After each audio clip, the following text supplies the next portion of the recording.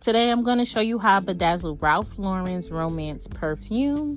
Of course, you're going to need your perfume bottle, Ralph Lauren Romance. I did the smaller version in the clear rhinestones, but I'm using AB crystal rhinestones today in sizes 2M through 5M. This one has the AB coating on them. They're still clear, but they have the AB coating. And then we're going to use liquid fusion and put it in a precision bottle tip and a wax pencil. Okay, I use a wax pencil. So of course, the first thing I do is I outline the item that I'm bedazzling, and I'm just gonna go around the front with the size 5M rhinestone. This is clear transparent, but the AB version. I think it stands for Aurora Borealis. It has like a rainbow coating on top of it. To me, it looks like it's pink, yellow, and green all at the same time, but it's so pretty. But if you don't know, and this is your first time here, I use the honeycomb method. I love the honeycomb method. It's easy for me.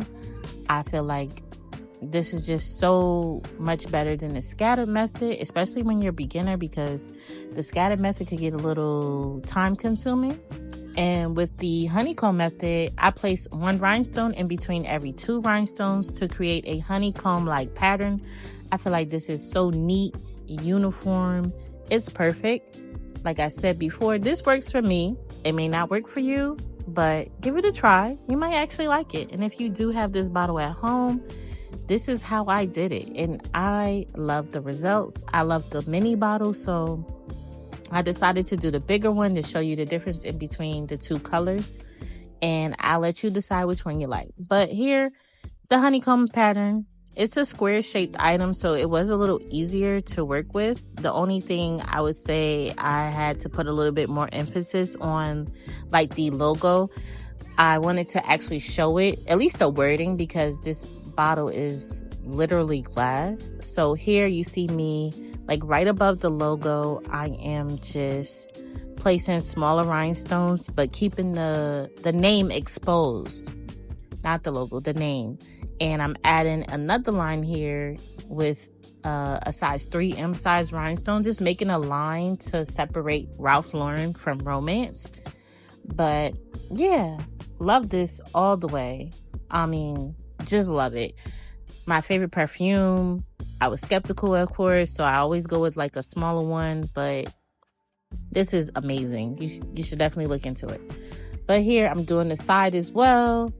I mentioned all this in a previous video with the smaller one, but this is just a little close-up of this, and me applying smaller rhinestones here with the AB coating rhinestone. This is a size 2M, I believe I used. And next I'm going to do the back. Of course, the first thing I always do is outline what I'm working on. It's easier for me to work on it this way. You could choose however you want to. You could start with the honeycomb method and go all the way down. It's just your preference. This is my favorite, so yeah. And as you can see, the color is changing. I did start blinging in the middle of the day. Now it's, closer to night, so the lighting has changed. So you see how the color of the rhinestone changes as well under different lighting. So here it looks a little green, a little hits of pink and purple, like it's a rainbow. But the only thing that changed from the first video is the top. The first video, I didn't do the top of the bottle, but here I decided that I would, and I just love the outcome. So once again, I'm outlining the top of the bottle. I'm using the honeycomb method still, and if I run out of space to use the 5M rhinestone, which is my primary rhinestone, I use the filler stones, which can range from sizes 2M through 4M, mainly 2M and 3M. I didn't really use too much of the 4M, but it's just I just take a precaution for that because you never know. So here is how I'm doing it, just doing a honeycomb method. I'm only starting from one side because I knew that the space was a little, I don't know. I just knew that it would be some type of filler stone, so I just wanted to keep it on one side. But the thing with the honeycomb method, as long as it's straight, you're good to go. And this is the top of the bottle cap. I didn't do any honeycomb method. I just kind of laid them straight and straight lines.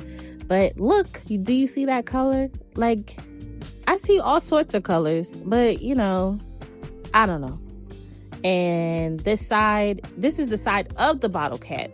And I'm using a size 3M. Same thing with the top of the cap. I just didn't want to make this more challenging than it was. I knew the honeycomb method would have took a little bit more patience, more practice. So just make it simple. It still looks neat and it still looks good. But here is the final product.